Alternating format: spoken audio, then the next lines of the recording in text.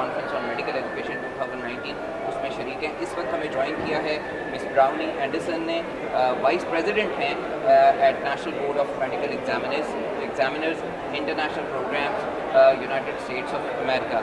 Welcome ma'am in Pakistan and in my program, and assalamu alaikum and warm greetings from Pakistan. Alaikum salam. It's nice to see you here that you are working for National Board of Medical Examination, and it's a very prestigious organization, and it is concerned with the licensing exam in United States of America, and you are working as vice president. So what actually this organization, what is the function of this organization? We want to know. Sure. Yes ma'am. Thank you for asking. The NBME is more than 100 years old. We have, for many years in the States, the licensure process is a self-regulation. Physicians regulate themselves. And we have had an examination. First it was the National Board exam. Now it's the USMLE, yes, which is known. Which is very well known. Yes, because anyone who practices medicine in the U.S. must take and pass that examination, regardless of where they went to medical school.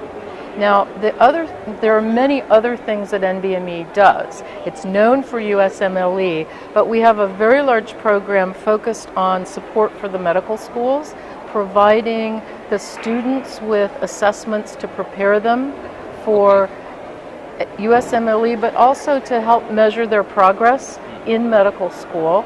We have workshops for faculty to help them create good exams. So train the trainers. Train the trainers, yes, exactly. Okay. And the comprehensive faculty development program. Exactly. And I have the privilege of working with countries that are interested in improving their assessments and their educational programs. And so when I'm working with them, we do what I call of, by, and for the country. We work with the faculty of the medical schools.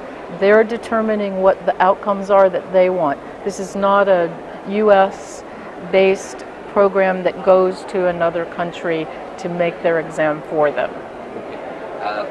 Ms. Brownlee, we know it that medical education, if broadly, it is curriculum and then teaching methodologies. Now they are also known as learning methodologies, and then the last one is assessment. What have you taught? Was it properly decoded and understood by the student or not? So this is your field also. You work and your speciality is assessment, tools of assessment. So what do you think that how can we gauge the competencies, because knowledge and skills, they are comparatively, I use the word comparatively easy to gauge, but to gauge the competencies, it's a bit tricky. Much more tricky, a bit yeah. Twisted. Yeah. Well, first of all, I think it's important not to separate the curriculum from the assessment program. Okay. I gave a talk this morning about what's called assessment for learning. It's really helping the student all along the way to, here's where the student is, here's where the school wants the student to be at graduation, all of the things that are in between, that gap that must be filled. And so assessing the competencies, as you've said, is challenging. Yes. And it requires faculty to say, this is what we would consider Dr. Khalid having met all of the requirements for this competency. So it requires the faculty to agree on a shared outcomes, and then using different methods, multiple methods to assess one's ability. There's the multiple choice exam for assessing knowledge. There are standardized patients and patient interactions for assessing skills, and you can also assess one's attitude in the interaction with a patient or in the interaction with the communication nurse. Skills and communication, exactly, all of those components. And it's observing the interactions with the entire team. How does that person work with the nurse or someone who isn't the doctor? So those are all critical. That is what we call the feedback and the 360 Exactly, feedback. yes. Okay.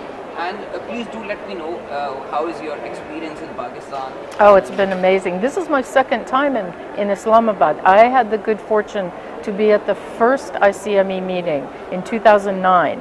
And so people are incredibly gracious and helpful.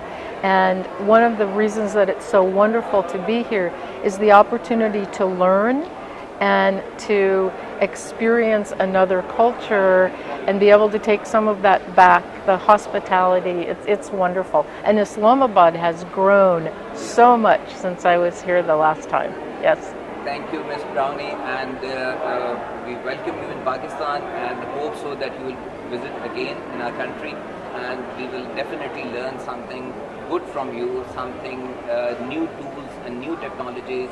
Naturally, medical education and the curriculum is not a static document, and Correct. it keeps on improving, and it keeps on self-regulating. Yes. What I use the word.